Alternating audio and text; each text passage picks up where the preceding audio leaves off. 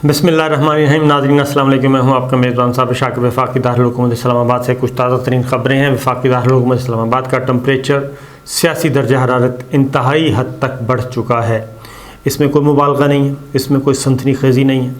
और मामलात जो हैं, मैं दोबारा कहूँगा कि मैंने 2-3 वीडियोज़ बल्कि 3-4 वीडियोज़ करवा चुका हूँ, जिसमें ये बात ख़तरा नज़र आ रहा है कि ये जमहूरियत कहीं ख़तरे में तो नहीं है, कोई मार्शल लॉ आ रहा है, मावरा आइन इक़दाम की तरफ सूरत हाल जा रही है और कशीदगी बढ़ रही है, एक दूसरे के मद्दे मुकाबल आ चुके हैं, घरों पर हमले हो रहे हैं, सिंध हाउस का दरवाज़ा गेट तोड़ दिया गया।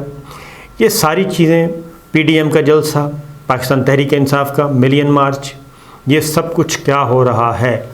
मुझे ये कहने में कोई आर नहीं है, कोई झिझक नहीं है कि सूरत हाल बहुत ही ख़तरनाक हद तक ख़राब होती जा रही है और इसमें पॉलिटिकल प्लेयर्स जो हैं दानिस्ता या नादानिस्ता तौर पे सूरत हाल को उस तरफ लेके जा रहे हैं जहाँ पे थर्ड अंपायर को आना पड़ता है और तीसरे को आना पड़ता है, और फिर तीसरे जब आते हैं तो फिर मामलात हाथ से निकल जाते हैं।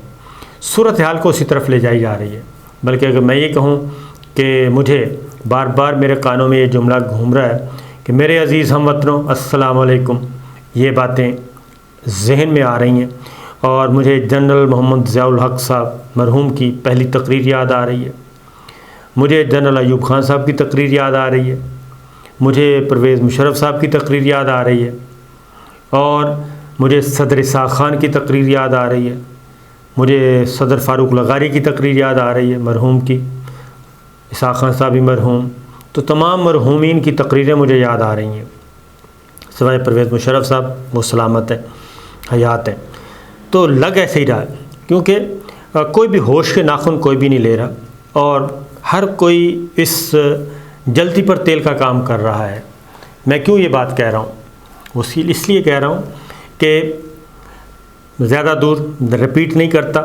एक तो सिंध हाउस गेट तोड़ना और वहाँ पे MNAs का जाना, कारकुनान का जाना, ये सिंबॉलिकली तो ठीक होता है, लेकिन गेट तोड़ना ये बिल्कुल आपने ख़ुद अपोजिशन के हाथ में एक ऐसा हथियार दे दिया कि बस उसके बाद फिर यही काम उस वक्त हुआ था जब पार्लियामेंट हाउस का गेट फलांगा गया था। तो ये सारे काम हो रहे हैं और PTV हमला केस अभी तक उससे अब जान छूटी है। तो ये ऐसे सिंबॉलिकल इवेंट्स होते हैं जो कि आदमी के गले लग जाते हैं। अब सिंध हाउस जो है उसकी ज़रा लोकेशन मैं आपको बता देता हूँ क्या है, और उसके बाद फिर इसकी हसासियत देखें। पाकिस्तान तहरीक इंसाफ के पास तजर्बा कोई नहीं है सियासत का, तो बाकी जो उनके मद्दे मुकाबल प्लेयर्स हैं वो बड़े घात किस्म के सियासतदान हैं और उन्होंने वो क्या कहना चाहिए घात घात का पानी पिया हुआ है और बड़े ज़हीन और इवल जीनियस किस्म के वो लोग हैं और उनके पास हर चीज़ है। अब सिंध हाउस के सामने चीफ़ जस्टिस हाउस भी है। चीफ़ जस्टिस ऑफ पाकिस्तान की जो सरकारी रिहाइशगाह है वो इस्लामाबाद में बिल्कुल सिंध हाउस के चंद कह लें 2 कदम के फासले पे है। अगर ये सिंध हाउस का ये गेट है, अगर आप जाएं तो राइट साइड पे सिंध हाउस आता है, आगे जाके नज़र सामने आ रहा होता है लेफ़्ट साइड पे चीफ़ जस्टिस ऑफ पाकिस्तान की सरकारी रिहाइशगाह। इफ्तिखार चौधरी साहब का जब मामला हुआ था और इफ्तिखार चौधरी साहब को जब बहाल होना था तो उस रात हम उधर ही थे, तो ये सारी चीज़ें हम देख रहे थे। ये जो इलाका है ये आगे, ये तो चीफ़ जस्टिस है, चीफ़ जस्टिस से आगे जजेस कॉलोनी है। तमाम चीफ़ जस्टिस साहिबान की रिहाइशगाहें, सुप्रीम कोर्ट के जज साहिबान की रिहाइशगाहें आगे हैं, उसके आगे फिर पंजाब हाउस आता है। तो ये चीज़ें जो हैं, ये कल वाला जो वाक़या हुआ है, ये मुझे लगता है कि इनके गले लग जाएगा। सुप्रीम कोर्ट में ऑलरेडी पिटीशन जा चुकी हैं और वो इसलिए गई हैं, मेरा ख़्याल है कि अब उसकी ज़रूरत है।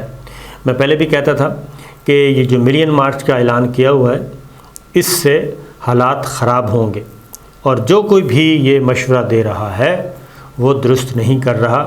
वज़ीर-ए-आज़म इमरान ख़ान को अभी भी आना चाहिए, अपनी सारी पॉलिसी को रिविज़िट करना चाहिए और इस तनाव की कैफियत के बजाय चीज़ों को समेटना चाहिए और उन वज़रा की ज़्यादा गुफ्तगू और उनकी बात सुननी चाहिए जो उनको सियासी तौर पे इन चीज़ों को हैंडल करने का मशवरा दे रहे हैं, पॉलिटिकल मैनेजमेंट का मशवरा दे रहे हैं, उनकी बात ज़्यादा सुननी चाहिए। वरना ये जब ताकत का इस्तेमाल शुरू होए और ऐसे वक्त में कि जब आप तहरीक अदम एतमाद का आपको सामना है, आपके इत्तेहादी आपके कंट्रोल में नहीं है, वो पिछले 4 हफ्तों से उन्होंने घुमा के रखा हुआ है। कोई एक इत्तेहादी भी सिवाय GDA के अभी तक 3 इत्तेहादियों में से किसी एक ने भी अपनी ज़ुबान नहीं दी कि हल्के से कह देते हैं कि जनाब नहीं, वज़ीर-ए-आज़म साहब फ़िक्र ना करें, हम आपके साथ हैं। पार्टी के अंदर अच्छी खासी बगावत हो चुकी है और उन लोगों को आप साथ प्यार मोहब्बत से आप हैंडल करें, उनको साथ मिलाएं और इस इवेंट से गुज़रें। तहरीक अदम एतमाद का 172 नंबर पूरा ना होने दें, एक दफ़ा निकल जाएं इससे। 6 माह तक आपके पास अच्छा खासा कुशन है कि 6 माह के बाद आपको कोई कुछ कह नहीं सकता, दोबारा तहरीक अदम एतमाद आ नहीं सकती। तो ये सारी चीज़ें जो हैं इन पे, इसलिए सुप्रीम कोर्ट ऑफ पाकिस्तान ने भी अब इस मामले की हेयरिंग हो रही है, क्योंकि सुप्रीम कोर्ट बार के सदर गए हैं ये सारे इस शिद्दत को कम करने के लिए। सुप्रीम कोर्ट ऑफ पाकिस्तान से कहा जा रहा है कि वो ये जो जलसे जुलूस का ऐलान कर दिया है, उधर से PDM ने ऐलान कर दिया, मुस्लिम लीग नवाज़ ने भी ऐलान कर दिया, राना हसनल्लाह साहब आए, उन्होंने भी अच्छी खासी प्रेस कॉन्फ्रेंस की और उन्होंने कहा कि सवाल ही पैदा नहीं होता कि हमें कोई रोक सके। मरीम सफदर साहिबा पहुंच जाएंगी इस्लामाबाद और वो कल आ रही हैं, मरी में क़याम करेंगी। उसके बाद 22 तारीख को उन्होंने ये सुप्रीम हाई कोर्ट में पेश होना है और उसके बाद ये शुरू हो जाएगा जी आपका लाहौर से मार्च आना शुरू हो जाएगा, जो अनाउंस किया है PDM ने भी कर दिया है। और PDM ने भी वही टाइम रखा है जो कि पाकिस्तान तहरीक इंसाफ का है। इन्होंने 27 तारीख का रखा है, उन्होंने कहा जी हम 26 की शाम को पहुंच जाएंगे और तहरीक अदम एतमाद के फ़ैसले तक हम वहीं रहेंगे। ये दोनों काम हो गए हैं। अब सुप्रीम कोर्ट ऑफ पाकिस्तान में ये मामला जाएगा और सुप्रीम कोर्ट ऑफ पाकिस्तान ने इसकी डेट भी फिक्स कर दी है और मुझे लग रहा है कि इस वक्त ये जो सिंध हाउस में जो कुछ हुआ, जिस तरीके से MNAs, आप देखें कि अपोजिशन तो आपको घेरेगी कि आपको गलती करें, गलती पे गलती करें, तो आप उन्हीं की विकेट पे खेल रहे हैं। तो अगर आप उन्हीं की विकेट पे खेल के गलतियां करेंगे, उनको ज़्यादा से ज़्यादा तस्वीरें भी देंगे, वीडियोस भी देंगे, ऑडियोज़ भी देंगे, तो इसका मतलब है कि आपका नैरेटिव जो है वो गायब हो जाएगा, उनका नैरेटिव वापस आ जाएगा। और ये सिंध हाउस का जो गेट टूटा उसके बाद आप देख लें कि अब दूसरी तरफ मामला खिसकना शुरू हो गया। MNAs को गिरफ़्तार किया गया, कारकुनान के ख़िलाफ़ मुकदमा दर्ज किया गया, उधर राजा रियाज के घर पुलिस तैनात करनी पड़ी, उधर वजीहा इकराम जो हैं उन्होंने भी मुकदमा दर्ज करने का कह दिया। अब पुलिस अगर दर्ज नहीं करेगी वो अदालतों में जाएंगे और ये सारा काम, तो ये एक तनाव की कैफियत शुरू हो चुकी है और मेरे अज़ीज़ हम वतनों की तरफ मामला जा रहा है। और अगर ये सब कुछ इसी तरह रहा और इसको बड़े हम्बल वे में कंट्रोल ना किया गया तो फिर मैं भी इधर ही हूँ जी, आप भी इधर ही हैं, तो इससे कोई खैर बरामद नहीं होगी। कम से कम उससे फिर एक दफ़ा किसी और को उसकी रीज़न बता देता हूँ कि मैंने 77 की PNA मूवमेंट भी देखी हुई है। बहुत मामूली से वाक़े से शुरू होता है मसला और उसके बाद फिर ये फैलता जाता है। इसी तरीके से परवेज़ मुशर्रफ साहब बड़े ठीक ठाक जा रहे थे, चीफ़ जस्टिस को छेड़ बैठे और उसके बाद वो तहरीक चली, उसका नतीजा क्या निकला आपके सामने है। नवाज़ शरीफ साहब बहुत अच्छे जा रहे थे, उन्होंने क्या किया, आर्मी चीफ को सैक कर दिया, उसके बाद जो कुछ हुआ वो हमारे सामने है। तो लिहाजा इक़्तिदार के ऐवानों में बैठे जो लोग हैं उनकी ज़्यादा ज़िम्मेदारी होती है कि वो अपनी आँखें भी खुली रखें और कान भी खुली रखें, खुशामदियों से बचें। अब आते हैं आगे एक और मामला, और वो है जी कि इस्लामाबाद हाई कोर्ट से रुजू किया गया। वज़ीर आज़म एक ऑर्डिनेंस जारी किया और वो ऑर्डिनेंस जारी किया गया कि जी इलेक्शन कमीशन जो इलेक्शन के रूल्स हैं कि जब आप बलदियाती इंतखाबात हो रहे हो या कोई ज़िमनी इंतखाब तो वहाँ पे वज़रा, हुकूमती अरकान, MNA ये नहीं जा सकते, ये ज़ाब्ता अखलाक बनाया हुआ है। उसको ऑर्डिनेंस के तहत चेंज कर दिया गया। अब इलेक्शन कमीशन ऑफ पाकिस्तान उसको मान नहीं रहा और वज़ीर आज़म को मना कर रहा है कि आप ऐसे इलाकों में मत जाएं जहाँ पे इंतखाबात हो रहे हैं, लेकिन वज़ीर आज़म मुसलसल जा रहे हैं, तकरीरें कर रहे हैं। इलेक्शन कमीशन नोटिस इशू कर रहा है। इलेक्शन कमीशन का क्या किरदार है, कब नोटिस वो जानिबदार है, गैर जानिबदार है, वो एक अलग बहस है। वहाँ पे इलेक्शन कमीशन से भी आपके ताल्लुकात अच्छे नहीं हैं, उनको भी आपने अपने ख़िलाफ़ कर लिया बिला वजह, वज़रा ने बयानात दे के। अब इलेक्शन कमीशन ऑफ पाकिस्तान उससे बाज नहीं आ रहा, वो अपना काम कर रहा है, नोटिस इशू कर देता है। कोरम एजेंसी जाना था वज़ीर आज़म इमरान ख़ान ने, उससे पहले इस्लामाबाद हाई कोर्ट रुजू किया गया और इलेक्शन कमीशन के इस ज़ाब्ता अखलाक के ऑर्डर को सस्पेंड करवाने की कोशिश की गई। जो नोटिस इशू कर रहे हैं उनको सस्पेंड करवाने की कोशिश की गई। तो इस्लामाबाद हाई कोर्ट ने आर्गूमेंट सुने और उन्होंने इससे माजरत कर ली, यानी कि इनकी ये दरख्वास्त एंटरटेन नहीं की। उन्होंने कहा कि पहले इलेक्शन कमीशन ऑफ पाकिस्तान को सुनेंगे, उनको सुनने के बाद हम कोई हुक्म सादर करेंगे।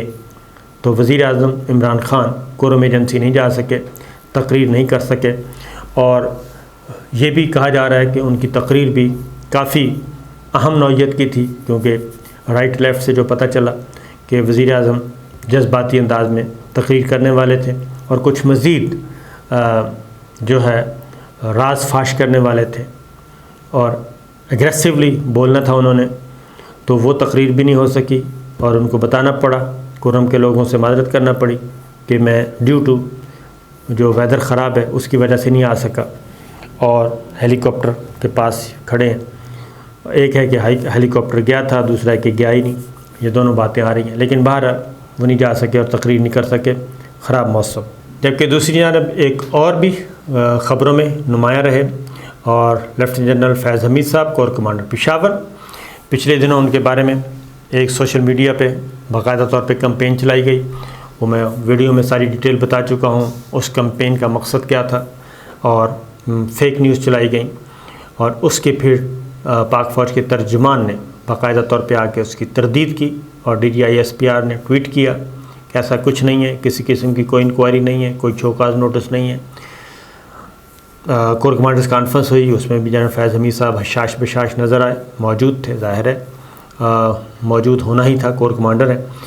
अब एक और फिर उन्होंने एक जरगे से ख़िताब किया और कमांडर 11 कोर लेफ्टिनेंट जनरल फैज़ हमीद साहब ने जरगे से ख़िताब किया और ये बड़ी इम्पॉर्टेंट इवेंट था।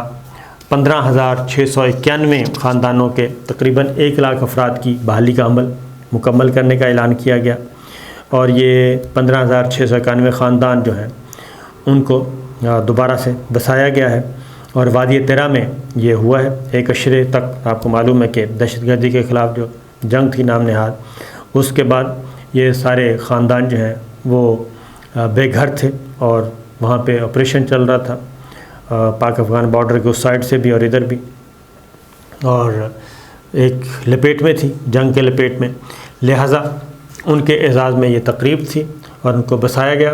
जनरल फैज़ हमीद साहब ने भी जरगे से ख़िताब किया और उन्होंने पाक फ़ौज और उनके ख़ानदानों के लिए तमाम उन्होंने कहा कि इक़दाम करेगी पाक फ़ौज और पाक फ़ौज मुतासरीन की बहाली के लिए भी हर मुमकिन कदम उठाएगी।